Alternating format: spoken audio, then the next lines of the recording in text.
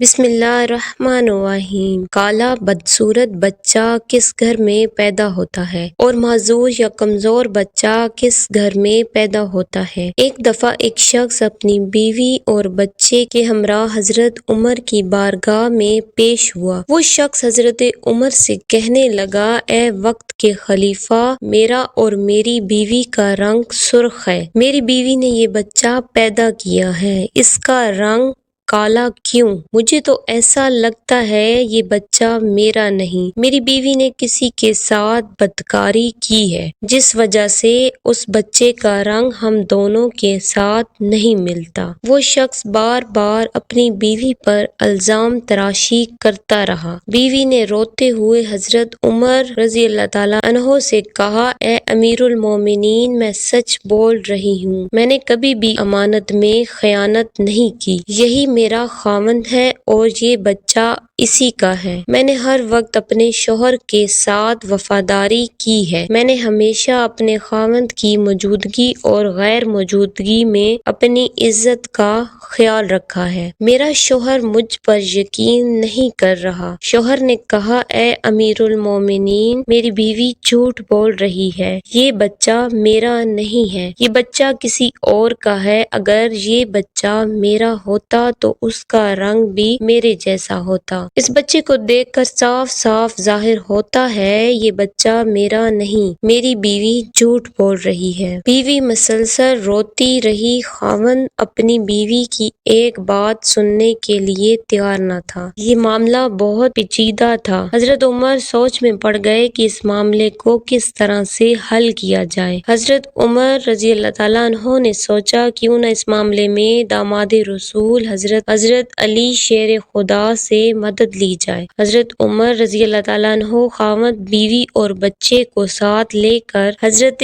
سیدنا علی کے پاس تشریف لے گئے۔ انہوں نے حضرت علی رضی اللہ تعالیٰ عنہ کو سلام پیش کیا۔ حضرت علی نے سلام کا جواب دیا تو حضرت علی نے دریافت کیا، اے عمر، کیسے آنا ہوا؟ حضرت عمر نے فرمایا، اے علی، ہم یہ مسئلہ پوچھنے کے لیے آپ کے پاس تشریف لائے ہیں۔ حضرت علی رضی اللہ تعالیٰ عنہ نے خاوند سے کہا، اے بندے، جو کچھ میں پوچھوں تم اس کا صحیح جواب دینا۔ اس شخص نے کہا، ٹھیک ہے، پوچھئے کیا پوچھنا ہے، میں آپ کو سچ بات ہی بتاؤں گا۔ حضرت سیدنا مولا علی نے پوچھا، اے اللہ کے بندے، جب تیری بیوی حالت حیض میں تھی، کیا تو نے اپنی بیوی کے ساتھ ہم بستری کی تھی؟ یہ سوال سن کر آدمی نے کچھ لمحات کے لیے خاموشی اختیار کی اور پھر کہنے لگا، ہاں، یہ بات سچ ہے، میری بیوی حالت حیض میں تھی تو میں نے اپنی بیوی کے ساتھ ہم بستری کی۔ حضرت سیدنا علی نے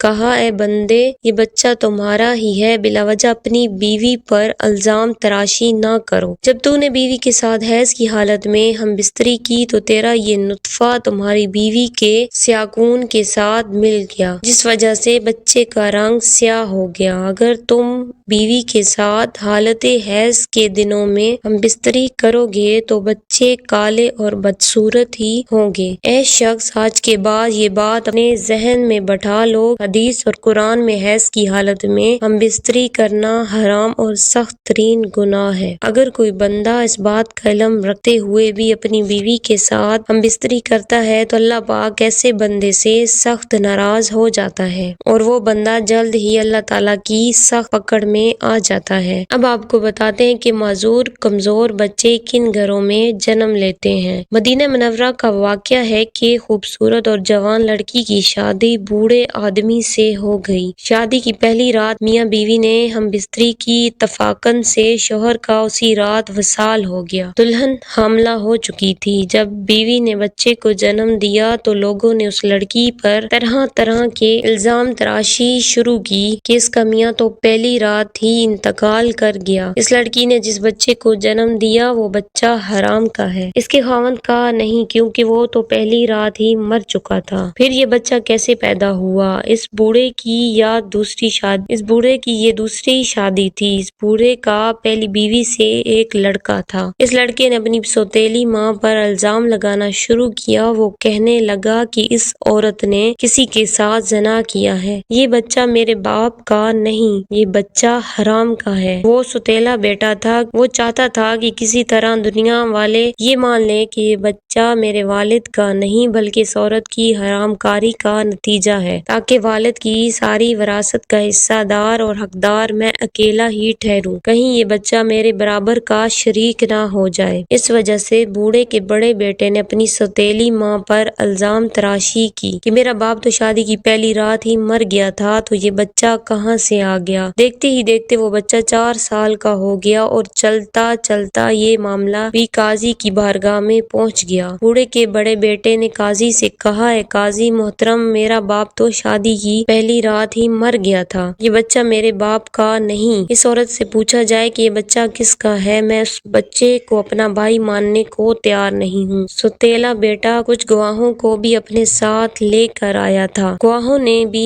یہی گواہی دی کہ اس کا باپ تو پہلی رات ہی مر چکا تھا، یہ بچہ اس کا نہیں ہے۔ یہ باتیں سن کر قاضی کو یقین ہو گیا کہ یہ بچہ عورت کی بد چلنی کا نتیجہ ہے۔ چنانچہ قاضی صاحب فیصلہ کرنے ہی لگے تھے کہ حضرت سیدنا علی عدالت میں تشریف لے آئے۔ اس عورت نے حضرت علی سے فریاد کی تو انہوں نے اس سے سارا قصہ سنا۔ تو حضرت علی نے بڑے بیٹے سے سوال کیا، اے بیٹے، یہ دونوں میاں بیوی کتنا عرصہ کٹھا رہے؟ جس بچے کو تم اپنا بھائی ماننے کو تیار نہیں، وہ بچہ کہاں ہے؟ بڑے لڑکے نے جواب دیا، وہ بچہ اس وقت ہمارے پاس نہیں ہے۔ حضرت سیدنا علی نے کہا، تم کل اس بچے کو اپنے ہمراہ لے کر آنا، کل انشاءاللہ تعالی تمہارا فیصلہ ہو جائے گا۔ اگلے دن لڑکا اپنے سوتیلے بھائی کو ساتھ لے کر آیا اور کہنے لگا، اے علی، یہی وہ بچہ ہے جس کو میں اپنا بھائی تسلیم نہیں کرتا ہوں۔ حضرت سیدنا علی نے جب بچے کو دیکھا تو فرمانے لگے، ابھی آپ کا فیصلہ کیے دیتا ہوں۔ حضرت علی نے کچھ اور بچوں کو بلایا اور ان سے فرمایا، جاؤ باہر جا کر کھیلنا شروع کرو۔ چند لمحوں میں بچوں نے آپس میں کھیلنا کودنا شروع کر دیا، ایک دوسرے کے ساتھ مستیاں کرنا شروع کی۔ حضرت سیدنا علی بچوں کو کھیلتے ہوئے بڑے غور سے دیکھ رہے تھے۔ کچھ دیر کے بعد حضرت علی نے بچوں کو بلایا اور فرمانے لگے، سب بچے ایک ہی جگہ پر بیٹھ جاؤ۔ سب بچے حضرت سیدنا علی رضی اللہ تعالیٰ عنہ کے پاس آ کر بیٹھ گئے۔ اس کے بعد حضرت مولا علی نے